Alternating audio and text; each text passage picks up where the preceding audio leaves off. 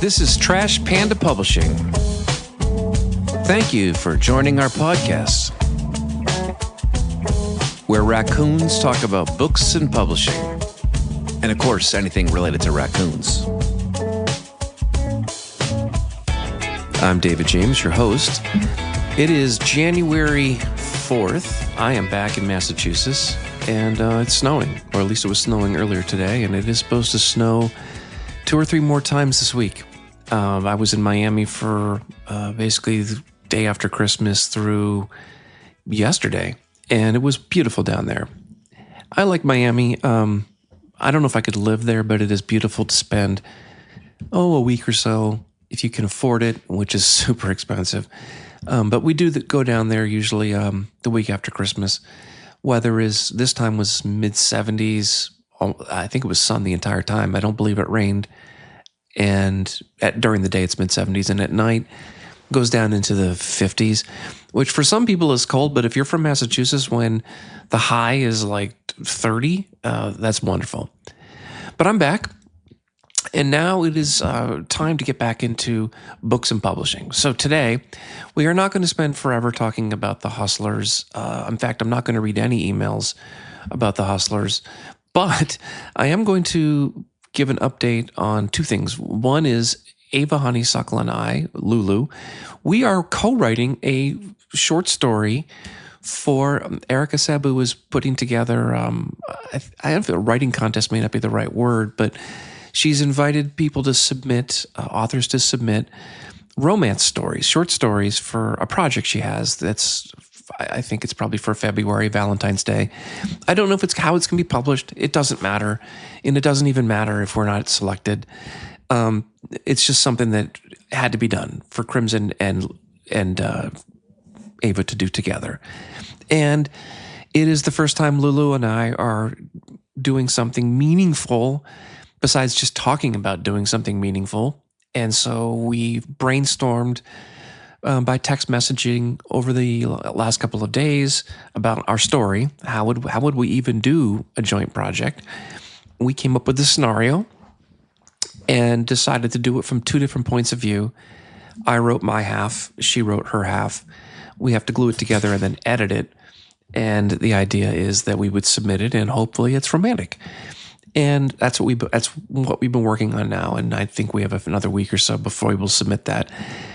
She has getting her microphone, I think, is being delivered tomorrow, which means hopefully later this week you will actually hear Ava's voice on this podcast, and I cannot wait. It's going to be a lot of fun. Okay. Also, this is ridiculous. Not ridiculous. This is just, I cannot believe this even happened because it's just too much. It's too much like free content. But certainly you guys know that I get these emails about people trying to sell me things. Well, I got a text message a week ago from someone I don't know who it is. They didn't say who it was. I don't recognize the number. And it basically said, "Get your cat off my porch. It's scratching my furniture," something to that effect. And I'm like, is this real? I mean, you guys probably get these weird text messages that say something like, "Let's meet for lunch," or "I'm in town, let's get together. I haven't talked to you since high school." And it's like, these aren't real people or not people that you know. They are scammers. They're hoping that you take the bait and engage in some sort of discussion. And they're pretending to know you. This is how social engineering scamming works. So please, please, please do not engage in these people. Just my opinion. They are trying to harvest information from you and just lure you in by pretending to know you. So I thought this "get your cat off my porch" business was exactly that kind of thing. But you know me, I decided to reply back as a raccoon. And I said, how dare you threaten our cat? Let's see, let me give the actual response. I got to find the actual real one here. I didn't say I was a raccoon immediately. I did say, "How dare you threaten our cat?" And she replied back and said something like, "Your cat is," oh, here it is. Okay, let me just start over. The first message from a person I never heard of says, quote, "Your cat often jumps on my porch. Can you stop it from scratching my chairs?" I wrote, "How dare you talk about my cat?" And then they wrote, "What do I have to be afraid of?" And then I introduced the raccoon concept. We are raccoons. We don't even have a cat. He just wandered through the woods. And maybe, just maybe, try not putting your chairs on the porch. Geez, do I have to do all the thinking around here? Well, it wasn't the kindest message, I know. Then he, whoever this is, I don't know, replied, "My porch is none of your business. You just need to take care of your raccoons." Then I wrote, "I bathe twice a day and brush my teeth. We are taken care of just fine, thank you. But our love life is in disarray. But the cat has nothing to do with that." And then they said, "Sorry, I sent the message to the wrong number. I hope my message didn't bother you." And I tried to reply, but they disconnected. I thought that was the end of that. Until a few days later, when I got another message from this person who wrote, I think it's the same person, who wrote, "Hey, Brooke, did your mischievous cat take my headphones last night? I was so focused on chatting with you that I didn't notice the headphones were gone when I left. If you see them, please let me know." And I'm like, you gotta be kidding me. The same person and this cat? What is this cat doing, first of all? Scratching chairs, now stealing headphones? This is a very criminal style cat that they have in these parts here. Well, I wrote again, "I'm a raccoon. I live in the woods and I'm not Brooke. My name is Crimson. I'm involved with a raccoon named Ava, and I don't think she took your headphones because neither her nor I have any electronic devices. We're raccoons." She said, "Okay, Crimson, give my regards to Ava. Since you don't use electronic devices, my headphones are definitely useless to you. Looks like I've come to the wrong forest. Have a good time in the forest of Detroit." And then I wrote, "Of course, Ava and I are in the woods in Massachusetts." She goes, "Okay, I just checked your number and guess what I found?" And I wrote, "Ava?" ?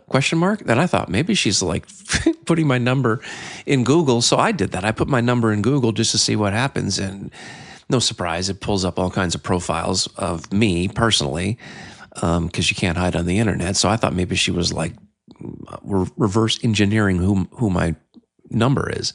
But she never really took it further. So then I posted a little video of me talking as Crimson Jack Acorn III to a squirrel and sent it to her.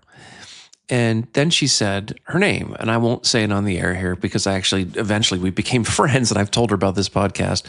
And I told her that I live for this kind of content and was going to read this on the air. And then I said to my friend that I've sent my squirrel out to find Ava. And she says, "I like squirrels. I want to steal their nuts." Then I said, "Did you text me the other day about chairs on your porch?" I was and am innocent. I am a raccoon, not a cat. And she says, "Okay, my friend, nice meeting you. If you ever come to New York, you feel free to contact me. I'll treat you to some local specialties." And I said, "This is Ava and me." And I sent her basically a picture, the trademark photo that I use. And she says, "This is the first time I've ever texted a stranger. You are my first friend in the new year." And then I said, "We're characters in a romantasy novel that I'm working on called Mad as a Hornet. I'm an author in Massachusetts. I have a podcast and a Facebook page for these characters." And I sent her the link to this podcast. Also, Ava and Crimson have a Facebook page in case you didn't know. I think I put it in the link last time. And it I won't bore you with the rest of this, but it led into this long dialogue, and we ended up moving it from text messaging into WhatsApp, and we are now friends on WhatsApp. I don't use that platform very often, but I do have it. And that is a better outcome than the hustler. She wasn't trying to sell me anything, but I do feel bad about the cat. There's a wild cat in her neighborhood. Don't leave things on your porch, teddy bear. Just saying. Whether it's your chairs or headphones, that cat doesn't discriminate. It's just going to take everything and destroy anything. Okay, so that is the news about the content of raccoons. My publishing tip today. I have been doing some ARC reviews for another Facebook group, and I came across a book called Digital Age Authors, written by Nasrin Bastani. His name, I'll spell his name, Nasrin. That's his first name, Nasrin Bastani, Bastani. The name of the book again is called Digital Age Authors. The subheading says, How to Gain an Audience, Master SEO, and Build a Full-Time Income from Your Writing Online.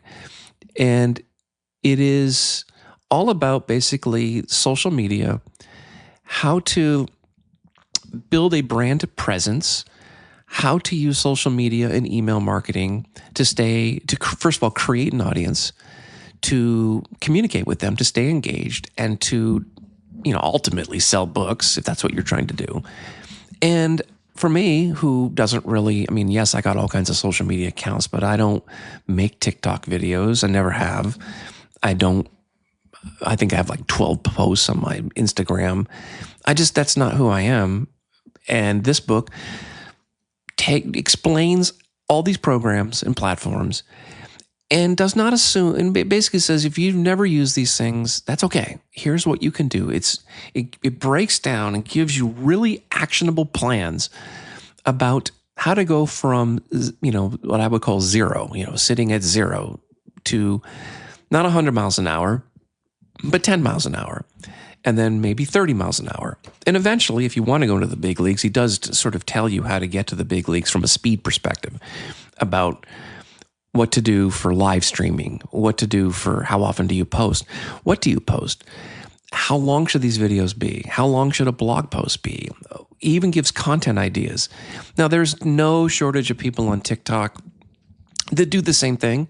In fact, Maddie Arnold had given us a link to a person in TikTok who does this every day, produces tips every single day on basically how to improve your online presence and grow an audience. This book I like books because you can handwrite in them, you can flag them, you can carry it around. It is part of Kindle Unlimited. So that's where I read it first. But I liked it so much I physically bought a copy because I want to use it. I want to circle things in it. I like to draw out my plans in paper and then move them in and then type them up on the computer because I like to check things off. I put them into Evernote. I turn Evernote into using the checkbox feature. I just love doing that. And I'm going to be creating a social media plan using his program. And I'll drop a link to this book in the description of this podcast. Again, it's called Digital Age Authors, How to Gain an Audience, Master SEO, and Build a Full-Time Income from Your Writing Online, written by Nasrin Bastani. I read it all in one sitting, and it's 227 pages. Very, very good. That is my tip today. We also have today, finally, I'm going to read a chapter. It has been a while since we've read a chapter, mostly because I had a gravelly voice, and I also was in Miami, and I did not print out the information that had been provided for John Howard, who was next in line. And I wanted, you don't want to skip somebody's intro. So John Howard is married. He's a father of one, but he also has 2 stepchildren and he has 2 dogs. He lives in Liverpool, but he's a resident of Blackpool for more than 10 years. Writing is something John has enjoyed from an early age, although his first love was football, and I assume he means soccer since he's on the other side of the ocean. In particular, the Everton Football Club. And though this is his words, by the way, not me, although never quite good enough to turn professional and pull on the royal blue, John's passion for football never waned and paved the way to the written word. John eventually joined Everton, but in the role of the communications department. And here, John was able to write for the website and the club's official charity, Everton in the Community, and Everton Women. It was here that John realized that he enjoyed writing about people more than football itself. And writing for Everton's charity presented John with a chance to team up with Liverpool's Echo to produce a weekly column for the local paper for disability football. The successful column ran for 2 years and covered footballing achievements for Everton in the community's many disability teams, including deaf, wheelchair, and pan-disability sides. John's interests extend far beyond the beautiful game, including boxing, film, theater, and history. He's an advocate of mental health and talking about issues related to the topic. John has written a number of posts and blogs related to a variety of topics and subjects. John has always believed that if you find something interesting, then write about it, something his debut novel has allowed him to do. Due to changing commitments at home, John has sought employment away from Everton and has worked in the care sector since 2016. A rewarding job, but one that John has never really felt is his endgame. John has always carried on writing and done some work for Blackpool NHS Trust, Playmore Golf, as well as several sporting magazines and websites. So I think Playmore Golf is probably a company as opposed to him playing more golf, or maybe he means play more golf. You'll have to let us know, John. John's ultimate ambition is to become a full-time copywriter and author. A chance meeting with somebody on Twitter, now X, John signed to his, and I'm going to probably butcher this, but I'm going to see if I can get it right, Provoco Publishing, and I'm going to cover it. I'm talking about them in a second. And the encouragement and mentorship finally helped him achieve a lifelong ambition, writing a novel. John, I hear you, my man, having published my first novel 3 weeks ago. It is something that just cannot be described, and I celebrate that with you. And if we ever meet each other in person, I'll buy you a beer. Okay, so an idea, a brief synopsis, and a much discussion later. A Scandal of Secrets, that's the name of his novel, A Scandal of Secrets was born. The novel combines John's love of history as well as genres such as murder mysteries and includes a nod to the silver screen. It's full of intrigue and suspense and highlights hedonism and hypocrisy of the 20s, told through the eyes of a very layered and somewhat complex Anthony Crawford. Back to the subject of boxing and film, John's main character is also a keen fan of both. And while John insists that Anthony Crawford is not based on him, there are certainly two traits that both John and the young socialite have in common. It was October 2023 when John turned 40, and thanks to the support of Provoco Publishing, A Scandal of Secrets was released into the literary world. Future plans involve more scandal and secrets. For Mr. Havelock, who features in Provoco Publishing compilation, a Not Another Christmas anthology, and a series of children's books based on a primary school journey of his daughter, Daisy May. John cites Stephen King, Patricia Cromwell amongst his literary heroes and inspirations, and is determined to turn A Scandal of Secrets into a scandal saga, and its sequel, A Scandal or Secrets of Scandals Past, hitting the virtual and physical shelves in 2026. That's his current project. Let me give that name again. Secrets of Scandals Past, hitting the virtual and physical shelves in 2026. As well as his books, John has found influence in TV shows from Upstairs, Downstairs, and Peaky Blinders, and based off Anthony's best friend, Harry Henson Greaves, on a character from Upstairs, Downstairs, played by Anthony Andrews. We're going to drop the links to the books where you can buy John's books, or book, I guess it's in two different forms, on Amazon. I'll put that in the links here. That is who John is. Now, his publishing company, Provoco Publishing, their website is I'll drop the link in the description as well. I looked them up here. Their description is they were founded in 2020. They were started by a woman named Jane Murray, who was also an author during COVID. And she was facing two operations, an open heart surgery and a mastectomy. And she survived both of them. And let's see, what else did she say here? She wanted this publishing company to be for would-be authors, poets, photographers, nonfiction writers, anyone that had a dream to get their written words and photographs into print. And Basically, any author can submit their work in any genre, and I got to click this other page here. And they are focusing on bringing in their independent publisher who are looking to help independent authors discover their dreams. So if you are not signed, it looks like they're still accepting candidates. There's a big button on the front page here that says submit work. Independent publishing house, publicists supporting new writers, poets, and artists. Submit work. John, you'll have to tell us in the Facebook group, how does this work? I mean, it looks like services here. They offer self-publishing service, manuscript critique, publicity, cover design, editing, proofreading.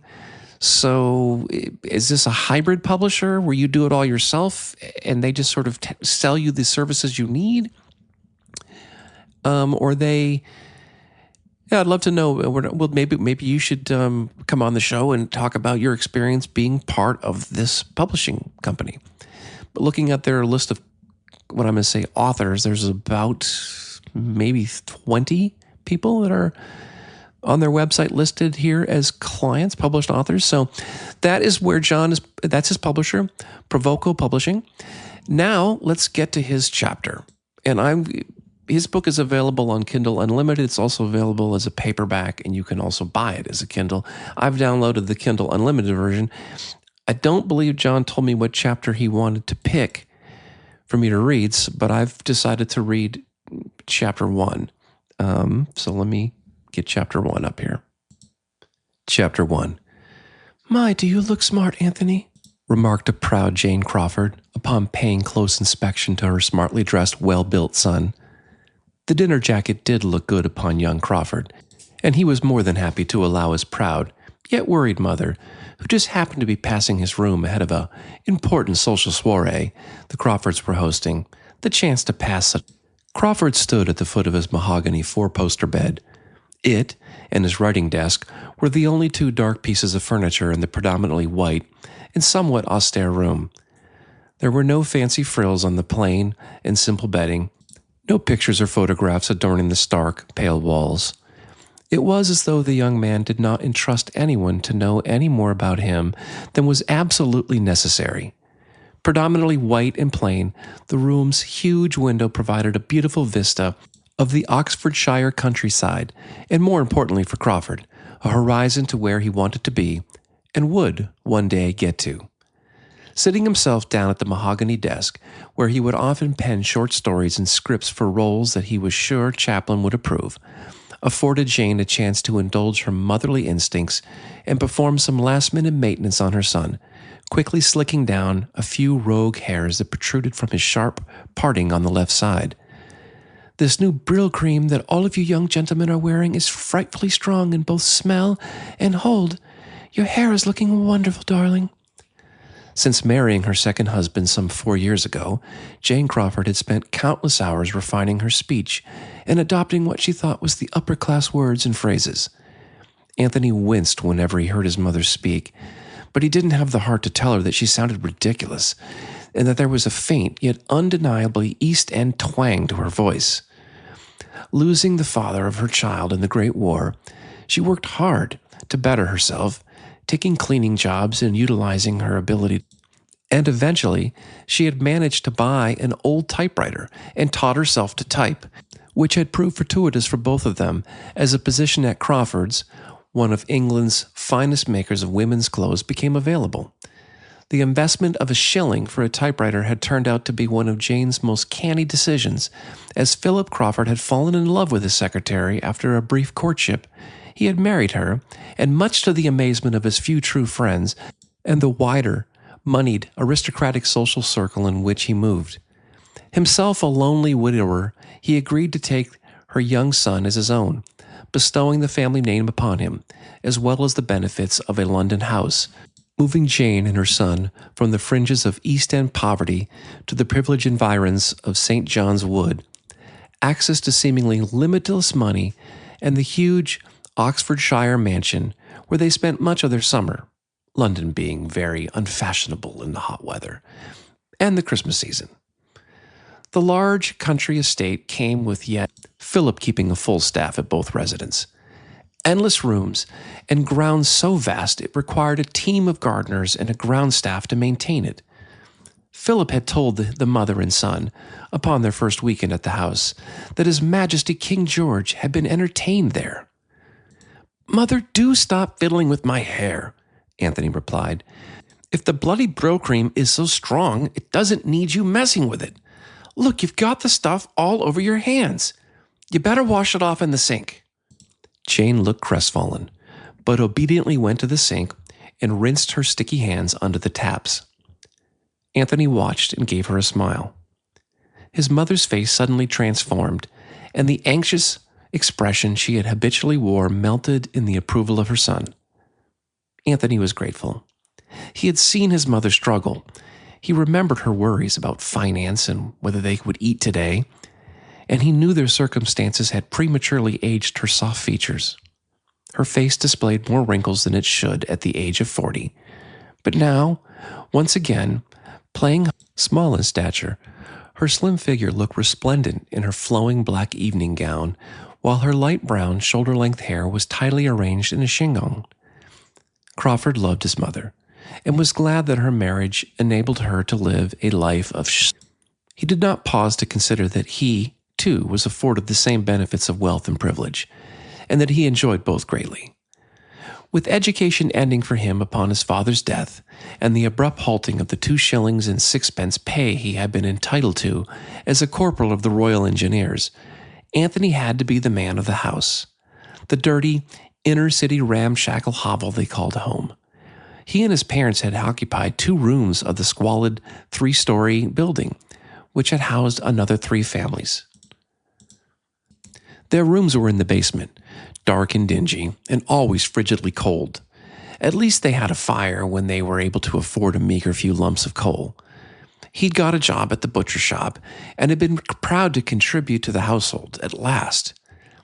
Philip Crawford had taken the boy in hand and provided an intense amount of private tutoring both in the basic subjects of mathematics, English, history, and science, but also he had paid for elocution and deportment lessons while instructing Anthony himself in the ways of the rich and the elite high society in which the boy would now move. A role in the family business was something Anthony craved, but Philip Crawford could not see a perfect fit for his stepson in the Empire. "It made a man out of me, boy," Philip would often tell him. "The finest armed forces in the world. Just look at the Empire. A gentleman of bravery and valor. It would certainly make a gentleman out of you." Determined to push back from what Anthony viewed as a version of hell, particularly due to the fate of his own father, had seen the cold and insensitive Philip grow increasingly impatient with the young man living under his roof. He was used to getting his own way and was hell-bent on Anthony embarking on a career deemed just as long as he wasn't part of the family business. This had often confused Anthony and helped build resentment. Surely a place within Philip Crawford's empire would be the easiest option all round. The most ardent defender of his wishes and happiness, his mother frequently went into battle for her child, often enduring many verbal blows on behalf of Anthony from her husband, whose exasperations often ended with the phrase, "I only want what's best for his interests at heart. Life's not all about daydreaming, and it's certainly not a film." Jane would often find a way to protect and cushion her son, and he would often be allowed to live his highly comfortable and relatively responsibly free life. So, Crawford enjoyed an allowance and spent his days writing letters and walking and running, or simply daydreaming about following Chaplin to Hollywood and making his fortune. He had a few friends, and he had learned his lesson when engaging in conversation with the servants, something his stepfather took a dim view upon, and had no issue with letting him know. "They are not your class, at least not now, anyway," Philip Crawford had told the boy, who was often reduced to a small child by his stepfather's cold stare. "I would expect certain standards that will be met. I'll make no allowances for anybody. Is that understood?" And from that day, Anthony had been careful regarding overfamiliarity. He refused to talk down to anyone, but his loquacious nature had been tempered, or at least hidden when around his stepfather, or any other member of the society he was part of, but massively at odds with. His private tutoring had unearthed a talent for the written word, but Crawford was only interested in the cinema. He was convinced his look, demeanor, and his flair for the written word would come in useful for screenplays and direction, the latter of which he also knew Chaplin was also adept at. Although exasperated by his stepson's obsession with the cinema, Crawford Sr. had, on occasion, taken his adopted offspring to the odd matinee production at the local theater. Sporadic though they were, young Anthony had enjoyed his stepfather's company. Philip would remark on the athletic prowess and the ability of Douglas Fairbanks, even suggesting that the boy had similar tools in his locker. It had greatly surprised Anthony when Philip had spent the afternoon with him in the cinema, and though the younger Crawford suspected he probably explored every other avenue of getting someone else to take Anthony, it was a childhood memory that the young Crawford cherished, and maybe the exact point he knew that he was destined for. "This dinner tonight, Anthony, it's very important to your father," said Jane, her words sharply bringing Anthony back to the present. "The Fords are wonderful people and also hugely influential." Gazing into the wide mirror adorning the white painted wall to check her appearance for what must have been the 100th time, his mother continued, "They are a charming couple, and I'm sure it will be a rather splendid evening, I should say." Correcting herself was a daily chore. Now part of high society, one must live, act, and most certainly speak correctly. Her son could have corrected his mother for the fact that cold, business-driven man, who was her husband, was not his father, but he had learned to bite his tongue for her sake. Also, Anthony was well aware of the relatively easy life he enjoyed since gaining a stepfather, whose reputation was known throughout the land, and whose creations had even been rumored to have been graced by celebrities and socialites, including Mary Pickford and most impressively Queen Mary. Hard work had been brought Anthony the lifestyle to which he had become accustomed, and although he had yet to make the connection between the two. "I'll do nothing to let the name of this house down, Mother," said the solemn Crawford, who would do his utmost not to disrupt what was a life of ease and security for the woman who had given him everything she possibly could, even when she had little to give. He would not have to do a lot, merely sit in silence until spoken to, if at all, and remember his manners when required, and something he felt he was good at. Good manners were not an exclusive property to the elite, although his own had become somewhat more refined since his stepfather had insisted upon the eculation and the deportment lessons that Anthony had despised. However, the etiquette, on the other hand, was different. Crawford wondered whether his struggles to fit into the upper-class echelons in which he now lived was subconscious objection to the group that he was now part of, but could never truly accept or be accepted by. He was unable to recognize that his subliminal inability to accept his new status led to those he was now mixing with rejecting him on the basis of his own aloofness. How he wished Henry Hewson Greaves was here providing one of those jolly pep talks. His only friend since becoming a Crawford, Hewson Greaves was born into wealth, privilege, and opportunity, and he subsequently knew only one life, the one Crawford had been introduced to through his mother's marriage. The only son of exceedingly wealthy pharmaceutical owner, the 20-year-old had excelled at school and was already being fast-tracked into his father's empire. Hewson Greaves was the kind of humble individual who downplayed his ability and seemed mildly embarrassed by his status. With Philip Crawford and Hewson Greaves Sr. mixing in the same social circles, friendship between the two boys had been encouraged, in the hope that Anthony would learn and develop into the man his stepfather wanted him to be. Harry loved Philip Crawford's stepson's imagination and free mind, while both enjoyed sport and the silver screen. His mother's small hand rested on her son's broad shoulder. Their brief moment of togetherness was interrupted by a voice that caused the young man's hair to stand up on the back of his neck. "Darling, I was wondering where you'd gotten to." Philip Crawford entered Anthony's bedroom without knocking and moved with purpose towards his wife, giving his stepfather a terse glance, which luckily Philip didn't notice.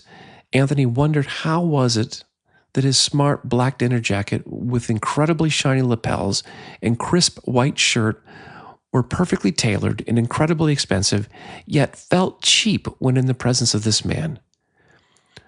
"Is all well?" Philip inquired to his wife, without so much as a second glance to his son, who was now up out of his chair and doing his best to adopt the correct stance. "Of course, Philip," came Jane's nervous reply. "Our guests will soon be arriving," he told her. "We shall be downstairs to greet them." His eyes now fixed on Anthony, and he continued, "All of us." Turning on his heel, Philip swept from the room, with his wife's shiny high heels tapping on the wooden floor of the hallway as she hurried behind him. Anthony gave a deep sigh and followed a few paces behind, walking swiftly along the huge landing, with its wooden paneled walls providing a backdrop for the dozen paintings that were on display. A fan of John Constable, Anthony would often stare at the images of Dedham Vale, often citing the artworks as one of his inspirations for his stories and scripts. He was always overwhelmed by the fact that the paintings were originals. The lead up to Christmas would see festive decorations adorn the house, but Philip forbade any tinsel going anywhere near his impressive collection of art. It wasn't that he feared damage. In truth, Anthony's stepfather hated Christmas. Much more receptive in the early years, his tolerance for appeasing his wife and stepchild had waned as time drew on. Anthony would often refer to Philip as Ebenezer after reading A Christmas Carol, much to the humorous delight of Harry. Anthony recalled reading the novel for the first time and actually changed the character's name to Philip as it felt perfect for his curmudgeon attitude. "There are no prisoners or workhorses." Anthony allowed himself a smile whilst recalling his rather poor attempt at imitating Philip's voice, although Harry's howls of laughter never reminded the poor quality of impersonation. Anthony snapped out of his daydream upon realization that he was close to walking straight into the master and mistress of the house, another thing which would have met with Philip's disapproval. He shortened his stride and walked more slowly than usual, not wanting to catch up or overtake the lady and gentleman of the house. His hands behind his back, he moved along in a style that was reminiscent of a slow march at a military funeral. He studied his stepfather, begrudgingly admiring the physical grace and stature of the older man. Ruthless and calculating, only snippets of Philip Crawford were known to Anthony, who would never inquire further. From early on, Philip had made it clear that he was not a man for nurture or small talk, but rather a stalwart of business, standards, discipline, and rules. Widowed for 10 years before he decided to make Jane his second wife, Anthony had often wondered if his stepfather considered marriage along the same terms as a business venture, and why he had married his mother, a woman so clearly beneath him. What had Philip Crawford's first wife been like, thought Anthony? Certainly different from his mother. He strongly suspected that the man who had begrudgingly adopted him perhaps endured a first marriage that had not gone all his own way. The original Mrs. Crawford, who'd fallen victim to scarlet fever, had come from wealth, and it may have been a bit too independent for his fiercely traditional stepfather. While the unions between the classes were still frowned upon in some quarters, a meek, mild-mannered dependent such as Jane obviously suited Philip perfectly. Born into wealth, Philip Crawford had worked hard to contribute to the success of the family business, and was the only real successor, possessing a sharp mind for the industry and the ruthlessness to carry on, and defeat competition at all cost.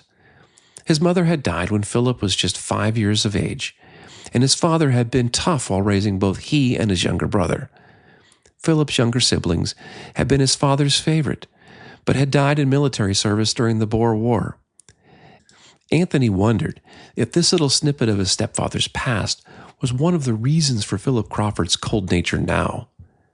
Cinema trips aside, the few times Crawford interacted with his stepfather often exposed him to yet another lecture on hard work, respect, and discipline, although he often received backhanded compliments on the latter two. "You're into high society now, boy," Anthony recalled Crawford Sr. saying. He rarely used Anthony's given name. "Certain etiquette and hard work are required, and I simply do not accept failure.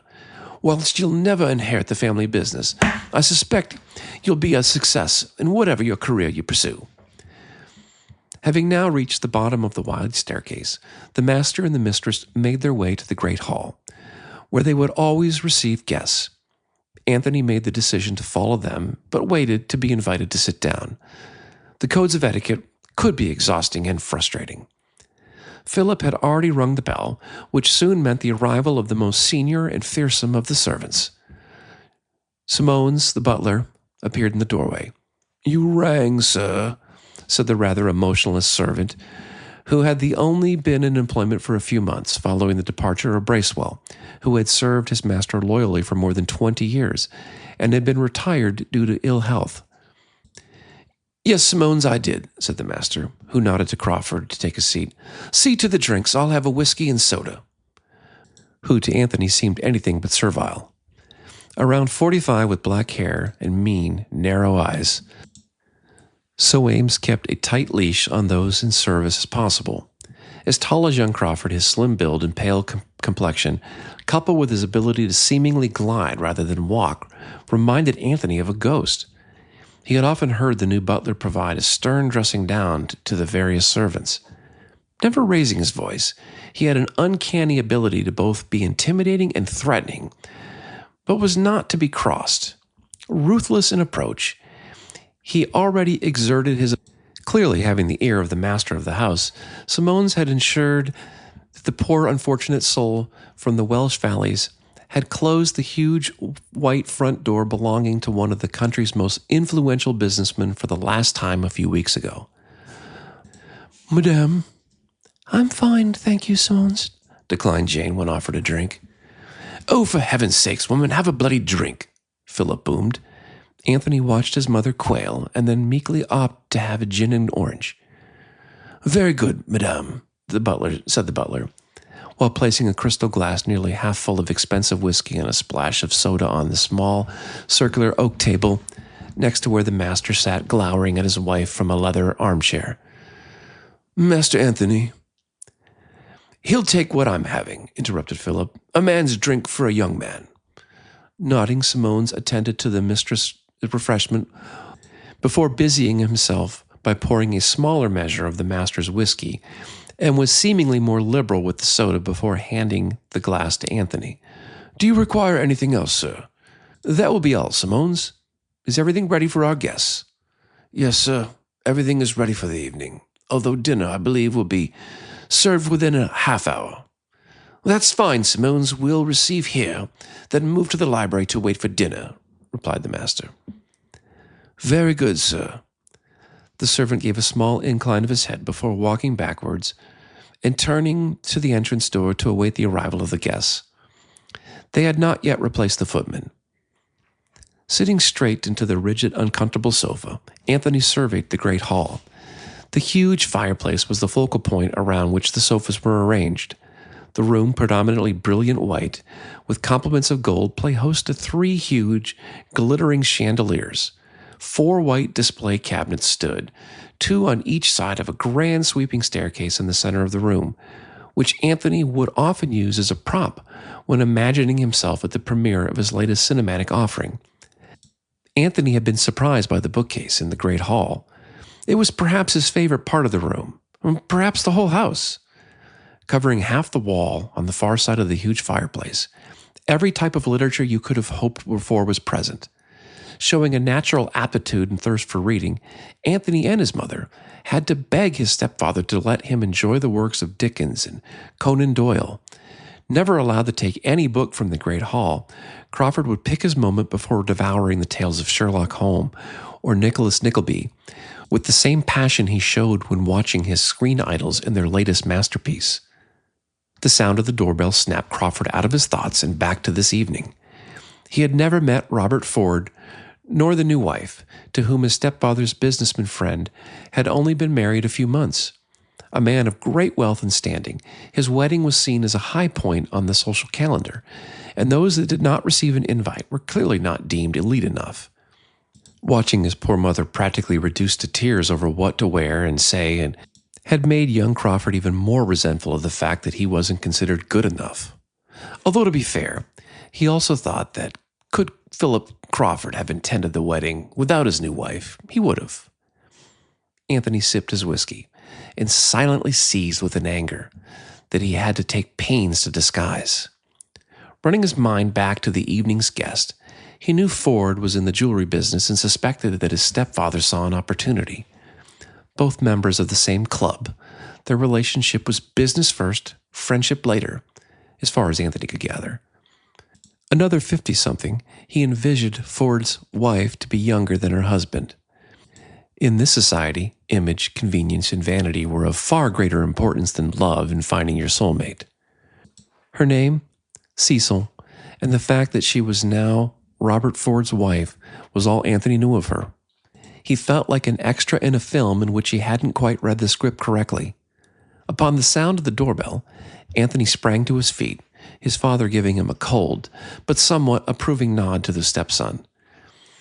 His mother smiled sweetly, while stoically hiding her nerves on what was a huge night for her. Anthony heard indistinct chatter. Simone's had greeted the guests and was leading tonight's dinner guests into the great hall. Philip straightened his bow tie and took a healthy gulp from his drink as the door opened. His stepson gave him a quizzical look. His stepfather nervous? That was interesting. Suddenly, Robert Ford and his young, incredibly beautiful wife were approaching their house, and Anthony forgot everything except the tantalizing thought that he had just found his future leading lady. That ends chapter 1. And it makes me think of The Great Gatsby. This is a lot here, John. Very well written, by the way. And I'm going to have to read this book to see, is he able to get Cecil away from Robert? This does have, also, is he going to become a boxer or a movie star? Does he inherit the family business even though he's not supposed to get the family business? What happens to his wife? His mom. She seems to be, I'm going to say, a loveless marriage here, although you just told us at the very end of this thing that vanity and imagery are more important than finding your soulmate. And yet here we have Anthony, who knows nothing about Cecil, being drawn to her beauty. I can't wait to see where you go with this. So this has been chapter 1 of John Howard's A Scandal of Secrets, Provoco Publishing, and it is available on Amazon. I hope you guys have a great night, and I'll look forward to seeing you at the next podcast.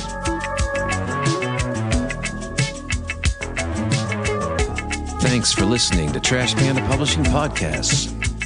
And like all raccoons, stay curious.